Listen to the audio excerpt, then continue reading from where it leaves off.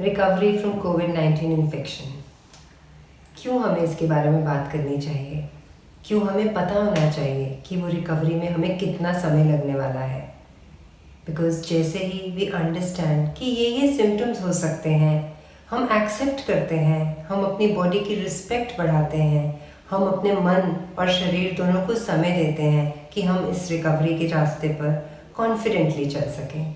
सो क्या क्या ऐसे सिम्टम्स आपको फील होंगे, ये आपको बहुत क्लियर पता होने चाहिए। Most common symptom fatigue, weakness, ये बहुत ही इंपॉर्टेंट सिम्टम है जो सबको लगता है। एंड इट्स नॉट दैट हमने पहले इसको एक्सपीरियंस नहीं किया।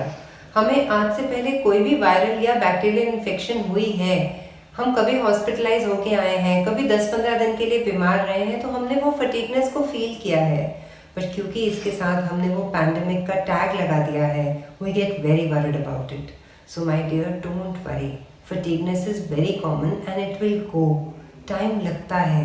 ड्राई कॉफ जिसके अंदर थोड़ा सा फ्लेम हो, प्रोडक्टिव हो, वो ये तीनों चीज़ें बहुत कॉमन हैं। उसके बाद हमारे मन ने भी बहुत ये इन्फेक्शन को झेला है। इस पैंडेमिक नाम को हमने 15-20 दिन अपने साथ लिव किया है। अगर हम प्रेगनेंसी के रास्ते पे हैं या हमने अभी अभी डिलीवर किया है, तो हमें अपने उन एंजल्स की भी बहुत बहुत स्ट्रेस और एंजाइटी रही है कि इसने उनको तो कोई प्रॉब्लम नहीं करी। तो ये सब चीज़ों ने एंजाइटी को, फियर को बढ़ा दिया है। एंड इसी का रिपरकशन है कि इंसोम्निया, नींद आनी आपको बंद हो गई है। तो ये सब एक कैस्केड में आता है। ये सब ऐसी चीज़ें हैं जो आपको थोड़ा घबराहट में ले आती हैं। तो हेडेक होना, लैक ऑफ एपेटाइट, नोजिया, थोड़ा ब्लोटिंग, ये सब एक पूरा सिंड्रोम कॉम्प्लेक्स बन के पोस्ट कोविड रिकवरी में आप फील करते हैं। बट डोंट वरी, ये सब symptoms over a few next weeks चले जाएंगे। इनफैक्ट फटीगनेस और कॉफ कभी कभी 4 to 6 वीक्स भी ले लेती है। But I am not telling you कि ये 4 to 6 वीक्स लेती है तो मतलब आप 4 to 6 वीक्स अपने आप को फटीग अनुभव करें। Not at all. I am just trying to tell you कि आपको अपने बॉडी को दोबारा से गेन कराना है वो एनर्जी को। तो कुछ सिंपल स्टेप्स मैं आपसे शेयर करूँगी। सबसे इम्पॉर्टेंट, हम फटीगनेस को कैसे ओवरकम करें। बहुत इम्पॉर्टेंट है इस चीज़ को समझना पहले कि वो हमारे बेबी को, अगर वो वूम में है तो भी हार्म नहीं कर रहा फटीगनेस, और अगर वो हमारे साथ है तो भी हार्म नहीं कर रहा। उसके पूरे लाइफ स्पैन में अगर आपने 1-1.5 महीना उसकी उतनी सेवा या उसका उतना फिजिकल ख्याल नहीं किया, वो बेबी कभी कमज़ोर नहीं होने वाला। तो आप एकदम निश्चिंत रहिए। और अंदर भी 9 मंथ्स में आप अपने खाने पे, अपने पीने पे ध्यान रखें। आप अपने माइंड की थॉट्स जो जनरेट कर रहे हैं उनको अगर सॉर्टेड आउट रखेंगे तो आपके बेबी पे कोई ऐसा एडवर्स इफेक्ट नहीं आएगा। In fact they are going to emerge very strong because you fought a really difficult infection physically and mentally to overcome it. तो ये बहुत इम्पोर्टेंट है कि आपको अपने लो एनर्जी लेवल्स के साथ क्या करना है। Make a plan for yourself, dear. That is very important. Because वो प्लान जब आप बनाएंगे, आप अपनी रूटीन एक्टिविटीज़ को भी आराम से डिस्टेंट कर पाएंगे। वो डिस्टेंट करेंगे तो आपसे वो सब हो जाएंगी। You have to pace yourself. You don't have to just rush into everything. क्योंकि ये फटीगनेस की वजह से हमारा माइंड लो होता है और हमारा फिजिकल एनर्जी भी लो हो जाता है। तो हमें बहुत सारी चीज़ें करने की जल्दी नहीं होनी चाहिए। In fact some people will ask me कि when can I join back work. अगर मैं हॉस्पिटल में भी नहीं गई हूँ, मेरी होम आइसोलेशन कब एंड हो रही है, एंड होम आइसोलेशन एंड होने के बाद मैं कब अपना वर्क ज्वाइन कर सकती हूँ। हम होम आइसोलेशन के लिए शुरू हुए थे 17 days after the appearance of symptoms, और फिर अब 10 days after the appearance of symptom पे आ गए हैं। बट आई फील ज्वाइन करने के लिए वर्क आप 17 to 20 डेज दे दीजिए। हमारी बुक्स कहती हैं 17 डेज बाद, if you just been on home isolation, आपको बहुत सिवियर सिम्टम्स नहीं हुए हैं तो आप ज्वाइन कर लीजिए। So you can, but do it physically. Don't try to rush up with everything. In fact हमारा माइंड जो थोड़ा सा वीक हो गया है, थोड़ा एंजाइटी बढ़ गई है, थोड़ा कन्फ्यूजन हो गया है, उसके लिए भी कोई ना कोई मेंटल गेम ज़रूर ले लीजिए। कोई पजल, कोई क्रॉसवर्ड, कुछ भी। आधा घंटा, जिसको मैंने आपको कहा टाइम टेबल बनाइए। Even if you are back to work, no problem, work for 6 hours। हर बार आप जब 6 घंटे काम करते हैं उसमें से 15 मिनट बाद में अपने माइंड को दीजिए। आप कुछ टाइम नेचर के साथ कनेक्ट होने के लिए दीजिए, कुछ टाइम आप अपनी एक्सरसाइज को दीजिए, क्योंकि ये सारी चीज़ें ही मिलके आपकी फटीगनेस को कम करेंगी। तो फटीग को कम करने के आपके पास बहुत सारे कोपिंग मैकेनिज्म्स हैं। बहुत इम्पोर्टेंटली सिर्फ फटीग सोचने से नहीं कम होगा, आपको अपनी एक्सरसाइज और डाइट पे भी बहुत ख्याल करना पड़ेगा। ये बहुत इम्पोर्टेंट है, क्योंकि जो एक्सरसाइज है वो बहुत इम्पोर्टेंटली आपको करनी है। अपनी ब्रीदिंग का बहुत ध्यान रखना है, अपनी मसल्स की मोबिलिटी का बहुत ध्यान रखना है। तो इसलिए आपको ज़रूर हर आधे घंटे बाद, even if you are working और you are not working, you should make it a point that after about 30 minutes you take a walk for 4 to 5 minutes. It is important. उससे you'll become more aware and connected with everybody around you. Secondly, आपकी muscles जो है वो use होती रहेंगी, तो इसलिए उनमें स्ट्रेंथ आनी शुरू हो जाएगी। ब्रीदिंग एक्सरसाइजेस, आप सबको पता है ब्रीदिंग एक्सरसाइजेस आपको कैसे करनी है। they are going to breathing exercises, आप सबको पता है वो ब्रीदिंग एक्सरसाइजेस आपको कैसे करनी है। वो आपके लंग्स को भी एनर्जाइज करेंगी, आपके माइंड की अलर्टनेस को भी बढ़ाएंगी। बहुत सिंपल है, बैलून ब्लो कर सकते हैं, एक ग्लास में स्ट्रॉ से बबल्स बना सकते हैं। आप नोज से जब ब्रीद इन करते हैं तो हमारा बॉडी जो है नाइट्रस ऑक्साइड भी लेता है अंदर, और वो नाइट्रस ऑक्साइड हमारे ऑक्सीजन जो अंदर लंग्स में ज़्यादा पुल इन कर लेता है। तो ये बहुत इंपॉर्टेंट है, ब्रीदिंग थ्रू द नोज। तो जब आप ब्रीथ कर रहे हैं नोज के थ्रू, तो मेक श्योर कि आपका टमी, आपका अब्डोमेन जो है वो एनलार्ज हो रहा हो, और जब आप ब्रीद आउट कर रहे हैं तो वो वापस अपनी पोजीशन पे जा रहा हो। ये छोटी छोटी चीज़ें ही करनी है, कुछ बहुत ह्यूज नहीं करना है आपको अपनी एनर्जी को वापस लाने के लिए। अब हमने अगर एक्सरसाइज का समझा, हमने फिर डाइट की भी इम्पोर्टेंस समझी। हम सब कहते हैं कि हमें बहुत सारा लिक्विड्स लेने हैं, हमें हाइड्रेशन अपनी बहुत अच्छी रखनी है, हमें हाई एनर्जी बूस्टिंग फूड्स लेने हैं, हमें वो डाइट लेनी है जो हमारा रिस्टोर करता है। क्या रिस्टोर करना है? मसल को रिस्टोर करना है, इम्यूनिटी को रिस्टोर करना है, एनर्जी को रिस्टोर करना है।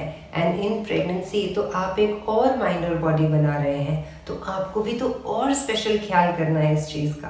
बट ख्याल करना, केयर करना कि मुझे अच्छा खाना है, डजंट मीन कि आप उसके ऊपर वरी, स्ट्रेस, एंग्जाइटी और बहुत टेंशन क्रिएट करें। Of course not. Give yourself time, छोटा छोटा चेंजेस लेके आइए। आपको एनर्जी बूस्टिंग फूड्स खाने हैं, सीरियल्स में आपको कोशिश करिए, व्हीट तो आप लेते ही हैं, होल व्हीट लीजिए, रागी लीजिए, ओट्स लीजिए, क्योंकि उनका एनर्जी जो है, दे आर गुड कार्बोहाइड्रेट्स जो आपको बहुत अच्छी एनर्जी देंगे। आपको अपने प्रोटीन्स पे बहुत ध्यान रखना है, कैसे खाएं प्रोटीन्स। आपको नहीं खाए जाते लेंटिल्स या बीन्स या कुछ, तो आप सूप्स लीजिए, लेंटिल सूप, सोयाबीन सूप, दूसरे बीन्स के सूप। ये बहुत इंपॉर्टेंट है, क्योंकि जब आप ये लेंगे तो आपको एनर्जी मिलेगी, क्योंकि आपकी मसल रीबिल्डिंग, आपकी रिपेयरिंग होगी बॉडी की। और आपके तो बेबी की भी बॉडी बन रही है, तो आपका मिल्क भी अगर आप फीड करा रहे हैं, ब्रेस्ट फीड करा रहे हैं, तो उसकी क्वालिटी भी इन्हांस होगी अगर आप एक बैलेंस्ड कंप्लीट डाइट लेंगे। यहीं तक नहीं रुकना है, हम सबको पता है कि क्या एंटीऑक्सीडेंट्स लेने हैं। बहुत ज़्यादा डिटेल में कि इसमें ये वाली है विटामिन, इसमें ये वाली है, इतना मत सोच के खाइए। बट जस्ट आपको विटामिन एंड मिनरल्स भी इनफ लेने हैं, एंटीऑक्सीडेंट्स भी इनफ ले रहे हैं, तो आलमंड्स लीजिए, वॉलनट्स लीजिए। ये बहुत एनर्जी, हाई एनर्जी आपके फैट्स हैं इसमें, गुड फैट्स जिसको कहते हैं, जो प्रोटेक्टिव होते हैं हार्ट के लिए। आपके जो दूसरे वॉलनट्स हैं, आपके जो कैश्यूज हैं, वो जिंक में रिच हैं, जो आपकी बॉडी की इम्यूनिटी देते हैं। तो ये सब चीज़ें आपको पता है। It doesn't end here. Plants, fruits, vegetables जो है, ये प्लांट बेस्ड डाइट, जो रॉ डाइट है, ये बहुत बहुत इंपॉर्टेंट है। आपको पता है हम क्या बोलते हैं? हम कहते हैं rainbow in a platter. You should be eating like that. You should have all the colors. Why? Because fruits जितने सारे भी हैं, वो सारे fruits जो है, they are very rich in fructose. तो आपकी प्लेट में खूब सारे fruits होंगे, तो वो जो fructose है वो आपको बहुत fast energy देगा. Quickly you will get energized. तो वो आपकी डाइजेशन में प्रॉब्लम नहीं, तो आपकी बॉडी जो आपके एटीपीज आपकी रिपेयरिंग में यूज़ कर रही है वो आपके डाइजेशन में यूज़ नहीं करेगी, तो इसीलिए आपके एटीपीज भी बचेंगे और आपको एनर्जी भी बहुत फास्ट मिलेगी, आप लाइटर भी फील करेंगे। आपका स्किन हेयर जो है, जो इन एंटीबायोटिक से, इन मेडिकेशन से, इस पूरे डिजीज प्रोसेस से जो इतना ड्राई हो गया है वो एकदम सपल और लाइट हो जाएगा। तो ये सब चीज़ें आपको पता हैं, मैं आपको इसलिए बता रही हूँ because I want you all to follow this. So हम अगर नटशेल में देखें तो ये बहुत सारी चीज़ें आपकी फटीगनेस को हेल्प करेंगी। एक और छोटी सी चीज़ है कि अगर आपको ड्राई कॉफ है या कॉफ विद प्रोडक्टिव फ्लेम है तो वो उसके लिए भी आपको ध्यान रखना है, कभी भी पानी गल्प नहीं करिए। These are small little changes, you should keep taking sips of water, warm water, it's very very good. वो वार्म वाटर से आपका जो ड्राई कॉफ जो है उससे आपकी कोट होगी लैरिंग्स, तो आपको बहुत ज़्यादा बार बार वो धसके नहीं आएंगे खांसी के। सपोजिंग आपके पास पानी अवेलेबल आसपास नहीं है, आप अपने ही स्प्यूटम को स्वॉलो करेंगे तो वो ड्राइनेस हटेगी। स्टीम भी बहुत अच्छी है, आपके रूम की वेंटिलेशन भी इसमें बहुत इंपॉर्टेंट रोल प्ले करती है। इवन अगर आपके कफ में फ्लेम है तो भी कोई प्रॉब्लम नहीं है, बट ओनली थिंग इज जहाँ भी वो आप फ्लेम डिस्पोज ऑफ करते हैं उस सिंक की डिसइंफेक्शन का ध्यान ज़रूर रखिए, बिकॉज कभी कभी हमसे वो छोटी छोटी चीज़ें छूट जाती हैं। So that is the importance that you have to keep clearing that आपका हाइड्रेशन अच्छा रहे, आपका ओरल हाइजीन जो है उसका भी बहुत ध्यान रखना है आपको, बिकॉज वो सारी चीज़ें हेल्प करेंगी आपकी बॉडी की लोकल रिकवरी के लिए जो आपके थ्रोट ने गो थ्रू किया है।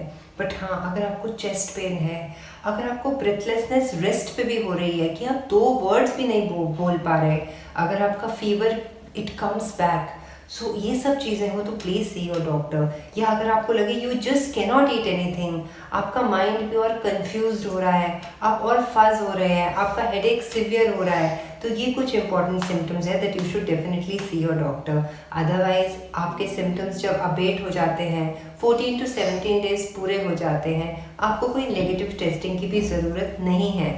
बट इन प्रेगनेंसी वी से कि वो नेगेटिव टेस्ट हो तो जब आप डिलीवरी के लिए आते हैं या आप हॉस्पिटल विजिट के लिए आते हैं तो हमें और क्लैरिटी होती है, तो हम उस पॉइंट ऑफ व्यू से करा लेते हैं, but it is not recommended otherwise. So my dear, there is nothing like worrying, we just have to be careful, we just have to be caring for our own selves, and everybody around us also needs to be very very attuned। यहाँ तक कि WHO ने बहुत अच्छी guidelines निकाली हैं post recovery care जो होनी चाहिए, क्योंकि देखा गया है कि जून जुलाई की जो स्टडीज़ हुई उनमें मेंटल कन्फ्यूजन, लो फीलिंग होना, डिप्रेसिव एटीट्यूड्स होना ये ज़्यादा बढ़ गए क्योंकि हम कुछ चीज़ें भूल गए। तो इन अ नटशेल हमें क्या क्या ध्यान रखना है? Get good sleep, it is very important, and principles of sleep hygiene और भी वीडियोस में बोले हुए हैं and they still remain the same. आपको बहुत ध्यान रखना है, आपका room should be very very ventilated, it is very very important. Thirdly, आपको कनेक्ट करना है नेचर को, ये बहुत इंपॉर्टेंट है। Try to spend early morning hour 1.5 hours in the morning and in the evening time. Create a green area in your house, that helps because nature के साथ connection आपको बहुत रिलीव करता है। प्रैक्टिस मेडिटेशन, प्राणायाम भी करिए, मंत्र भी बोलिए, कोई भी टेक्निक ऑफ मेडिटेशन सीखिए जिससे आपका मन भी शांत हो, उतना ही ज़रूरी है वो, ताकि आप रिक्रुपरेट करें और री एनर्जाइज करें। Another important thing which you have to keep doing is that आपका डाइट पे आपको कंसंट्रेट करना है, ध्यान रखना है, ये भी बहुत इम्पोर्टेंट है। ये सब चीज़ें WHO ने रिकमेंडेशंस दी हैं। अपने आप को सोशली कनेक्ट करना है, आपको थोड़ा अपने आप को न्यूज़ और मीडिया से रिफ्रेन करना है, आपको पॉजिटिव स्टोरीज अपनी भी और औरों की सुननी है, खुद की शेयर कीजिए और दूसरों की सुनिए, and try to see that कहाँ आप औरों की मदद कर सकते हैं जो इससे फाइट कर सकते हैं। भले वो दूर से आपको सिर्फ काउंसिल करके करना है, कोई चीज़ प्रोवाइड करके करना है, ये सब चीज़ें आपको पॉजिटिव फ्रेम में लाएंगी and you will be able to actually emerge out wiser and stronger from this infection.